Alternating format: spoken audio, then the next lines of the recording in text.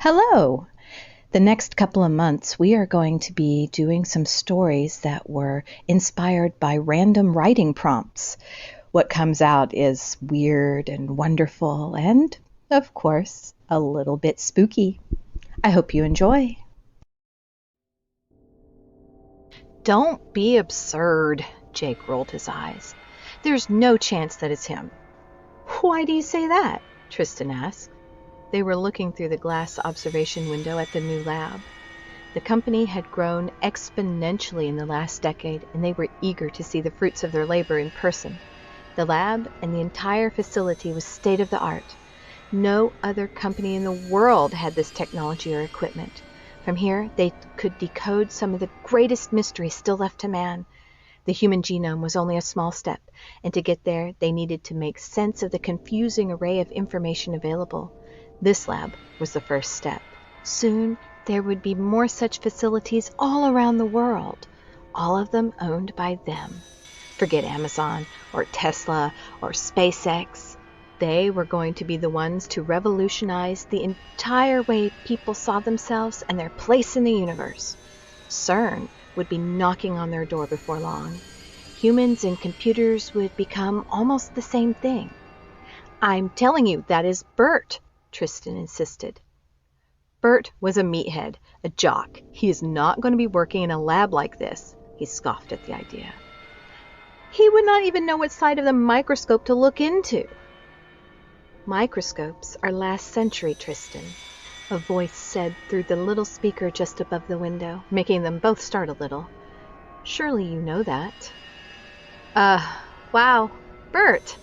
Tristan felt his face flush a little, both from embarrassment and the sudden flood of adrenaline. Told ya, Jake said smugly. How you doing, Bert? He asked the glass.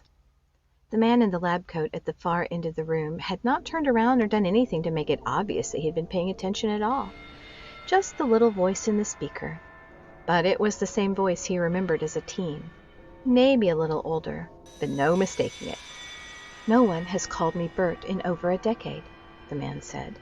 Call me Al, or Albert, please. He sounded so calm, not like the angry young man that used to put other football players on the sidelines with injuries for fun. You still playing football? He asked awkwardly. That part of my life is over, Albert said. It's over and done with. I moved on. We see that, Tristan said. What do you do here? He asked. Do here? The voice said. I am much more than doing here. He laughed, and Jake and Tristan gave uncomfortable half chuckles. So, what do you mean? Jake asked. I am here, Jake. The figure they thought was Albert turned to face them. It was nothing more than a man-shaped object. No face, no features. We no longer need these bags of meat, Tristan and Jake. You were right. There's a whole new world for us to explore. Something clunked behind him, and the lights faded to red. Just be good, and soon you'll be part of it, just like you dreamed. Part of the future itself. Something hissed near the ceiling, and a fine mist drifted down over them as the light faded.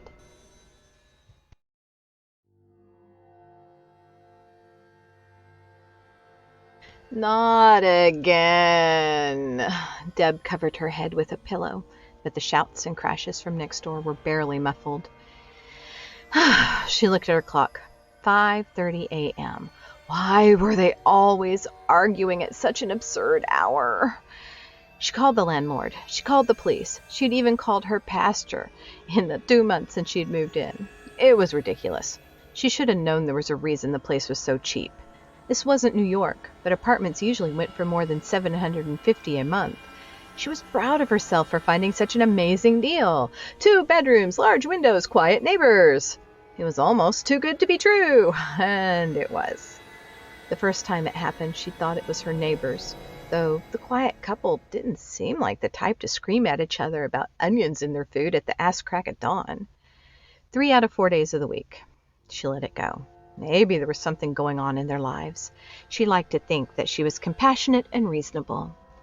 But then it happened again, and kept happening. It was like a recording. It started with a bang against the wall that divided her apartment from the next. She had decided it was a cast iron skillet, most likely. The shouting started soon after, and dishes breaking, and then the shrieking, and finally the chilling silence.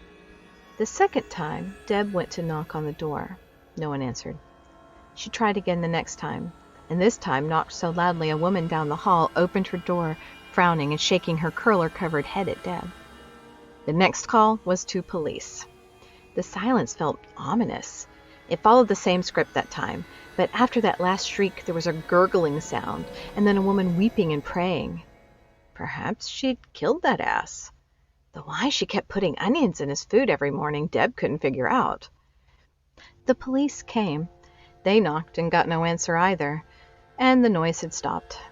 They asked her what she knew about the people living there, but she had to admit she had only seen them a couple of times.